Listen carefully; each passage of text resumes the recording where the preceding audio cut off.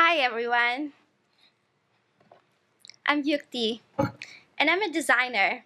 I think and make through playful collaborations with people. I'm an artist. It's my curiosity in words. And I'm a dancer. Red is a storyteller. I've been learning dance since the age of 4. That's me, at age 10, a storyteller. You all must be wondering, is dance storytelling? Well, I've been learning this dance called Bharatnatyam, which is one of the 7 Indian classical dances, and it's really an old dance form. It's 2,500 years old. It has 2 main components: pure dance, that is abstract and rhythmic, and expressive dance, that tells a story. And I was a very shy storyteller. I used to dance with a straight face in class, but now it's my spatial and poetic language of expression. Wonder. That's what you see on the left. And on the right, I'm bathing on stage, showing anger, no longer shy. Through these stories, I've learned the subtleties of relationships, nature, politics, the cosmos. I'm very fortunate to have learned this dance from my guru, Dr. Yamini Krishnamurthy. If you search for some of the most famous Bharatnatyam dancers, her name is in the top 3. Bharatnatyam is an oral learning tradition, so the guru becomes this someone you revere, the central figure of learning. But I worry, my guru is in her 90s. I've been learning this dance since for 20 plus years, but this is how I feel: an outsider, a stranger, and I feel like I have a huge gap in my learning. Turns out, I'm not alone. I surveyed 300 plus dancers between the age of 18 to 45, and 97% of them feel the same gap. 92% of dancers, after learning Bharatnatyam, stop regular practice with their guru, shifting the focus on education, career, family. And did I tell you? Bharatnatyam is based on Natya Shastra, a 2,500-year-old treatise on dramatics, which gives a very precise and highly developed codification of the dance. So the designer in me got excited. Knowing how AI can recognize patterns, I started to think, how can I use this knowledge to democratize Bharatnatyam? I wanted to understand 2 things: the nuances of how AI works, the best way to use it, and what does the community really want? And that's how my thesis was born: Democratizing Bharatnatyam. So I spoke with a lot of experts, and this is what I heard. Bharatnatyam is an ocean of knowledge, a way of life. It requires years of training, understanding the vocabulary, the literature, the knowledge of music. And I discovered several challenges. Lifestyle. Learning from a guru requires a commitment, a lot of commitment. Language. The dance is in a language that is no longer commonly spoken. Gatekeeping, gatekeeping around choreography, music, and what can be shared. And guru as the sole source of knowledge. A clear question emerged: how can we use AI to make Bharatnatyam more accessible and inclusive for the current generation? Today, I'm going to be talking about 3 interventions that do just that. Democratizing knowledge. Hand gestures, or mudras, form the basic vocabulary of how a Bharatnatyam dancer communicates a story. These gestures are learned one dance piece at a time, and dancers often know how to use them in just one context. So I created a searchable glossary of dance gestures called Alta. Here, you can search for any word, such as a flower, and it gives you the Padma Mudra, the hand gesture that describes a lotus. However, Alta tells you the same hand gesture could be used to describe blooming, grace, love, etc. This system can be extended to other dance movements and even literature. Democratizing context. I designed Offbeat, a workshop experience to challenge the language barrier and, more importantly, the gatekeeping on what stories are authentic to dance on. 47 dancers got together to choreograph a performance on AI generated contemporary music in just 30 minutes. Looks like anyone got the next part? A force to behold, leaving a trail of flames, leaving hearts cold. She's got the power like a me. I thought it was great. I have thank you. never choreographed Bharatnatyam to a pop song before, so that was a first for me. But what helped was, I was able to understand the lyrics, so helps with choreography a lot, of course. This was so fun. In the future, I imagine Offbeat Studios being a third space for incubating collaboration with dancers of different backgrounds to remix cultures and genres powered by AI-generated music. Democratizing practice. Through my research, I learned that 80% of dance is practice and 80% of practice is correction. So I decided to look into it. One trend on social media I'm thankful for is sharing. 97% of dancers record themselves while practicing. I found three main challenges dancers face during their practice recording. One, practice happens asynchronously. There is no live feedback from the guru. Review fatigue. For every 5 minutes of practice, dancers spend up to 10 minutes scrubbing to find mistakes.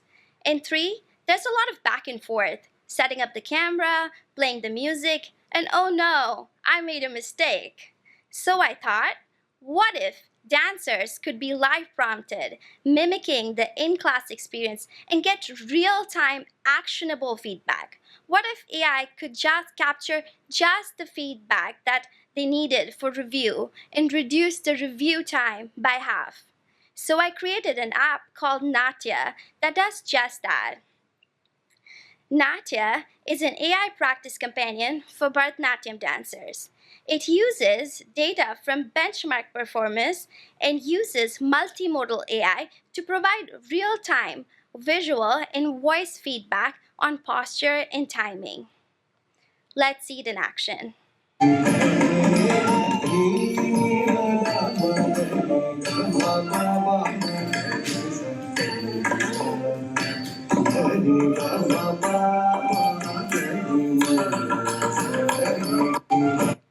After role-playing this scenario with my users, I created 3 different modes to suit the different mental models these dancers have while practicing.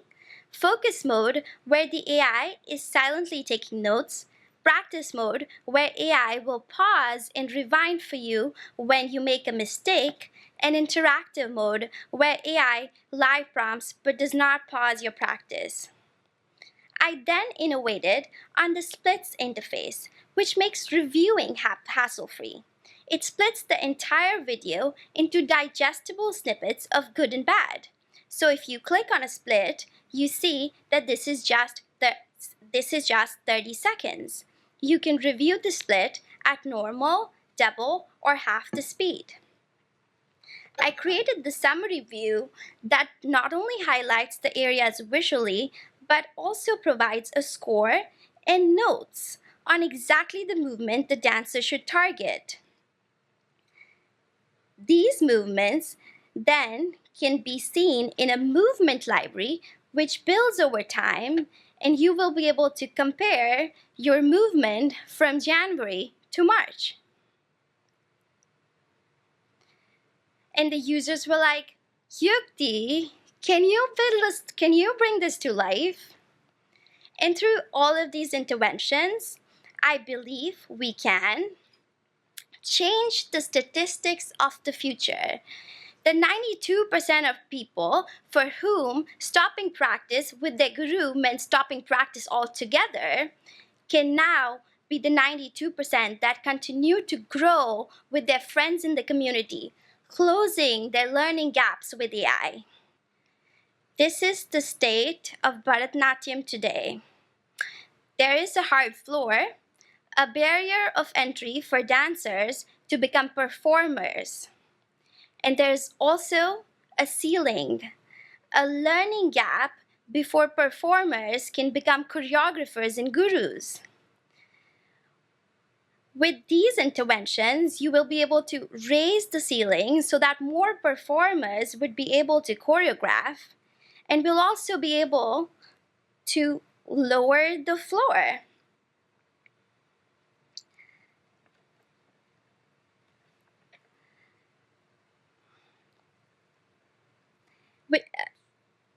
So that more performers would be choreographers, and you'll be able to lower the floor, introducing more performers, choreographers, and gurus in the space of Bharatnatyam. Thank you.